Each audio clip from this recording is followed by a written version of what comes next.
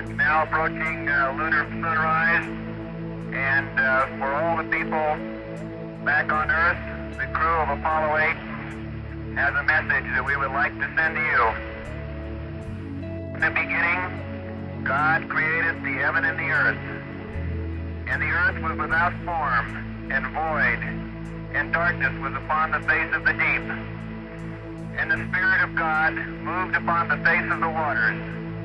And God said, "Let there be light." And there was light. And God saw the light, that it was good. And God divided the light from the darkness.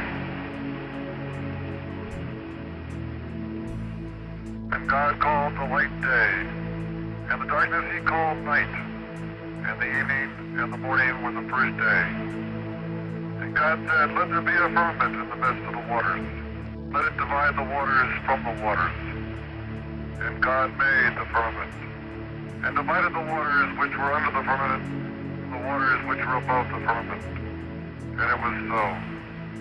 And God called the firmament heaven, and the evening and the morning were the second day.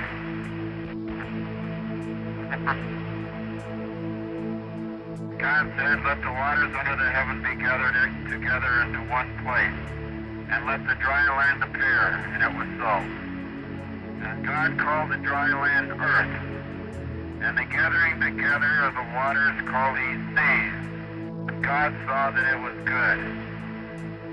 And from the crew of Apollo 8, we close with good night, good luck, a Merry Christmas, and God bless all of you on the good earth.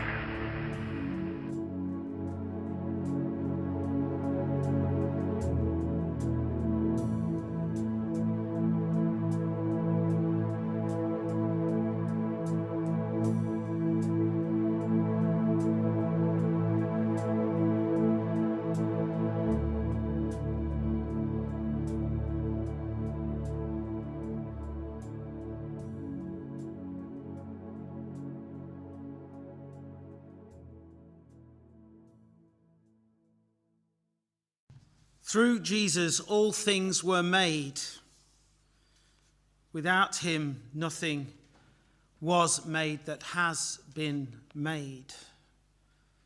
So John described Jesus, the one through whom creation is formed, who this night enters fully into the life of what he has made, becoming a human being, even a child.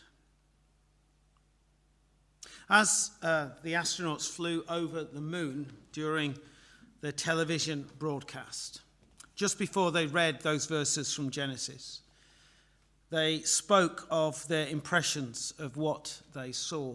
As they danced around the moon, Borman describes what he was seeing as a vast, lonely, forbidding type of existence of nothing. Not a very inviting place to live. Perhaps compared to that shared existence that Jesus had with the Father and the Spirit in the richness of the eternal dance of God, Borman's words capture something of what lay ahead on earth for the child of Bethlehem. For the world did not recognize him, and his own did not receive him. Back in 1968, the TV show that the crew of Apollo 8 broadcast from lunar orbit was the most watched broadcast of all time.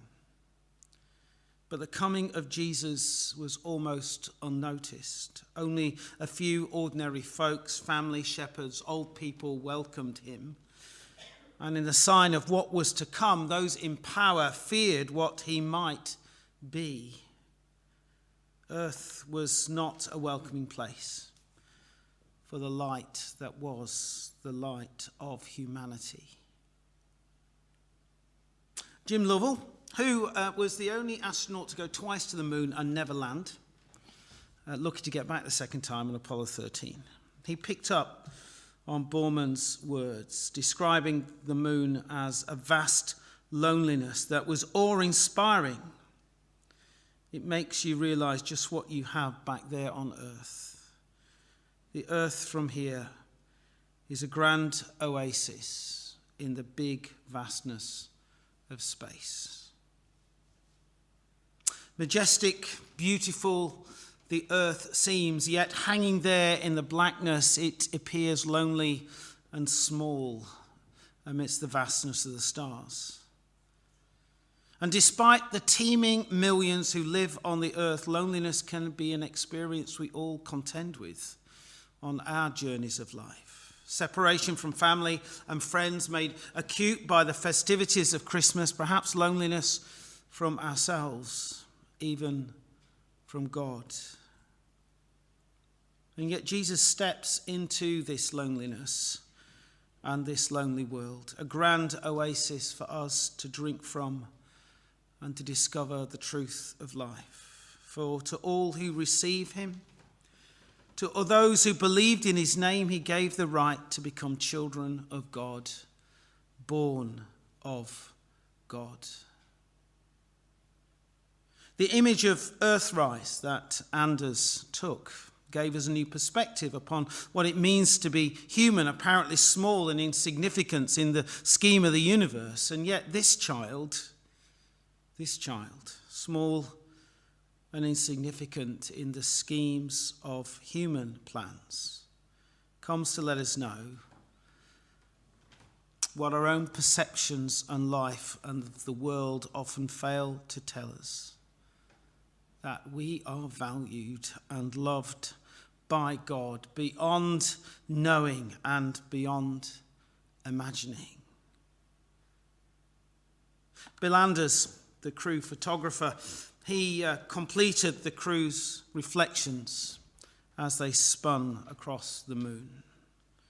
I think the thing that impressed me most was the lunar sunrise and sunsets. These bring out the stark nature of the terrain, and the long shadows brings out the relief.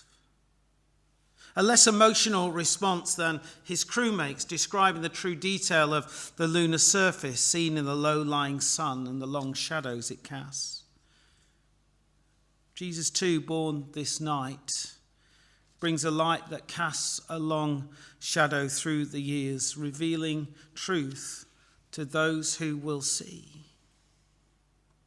For the Word became flesh and made his dwelling among us. We have seen his glory, the glory of the one and only who came from the Father, full of grace and truth. Tonight, your light rises. In Jesus, the open love of God for you is found. In Jesus, the truth of the fullness of God and the fullness of human life shared with God is seen. Significant, majestic life that is the life of humanity is come and is for you if you will receive it. This night, remember our first glimpse of earth rise, shining in the darkness. This night, God's call to all on the good old earth is earth arise. And know that the light that shines in the darkness, that light is the light that the darkness has not overcome.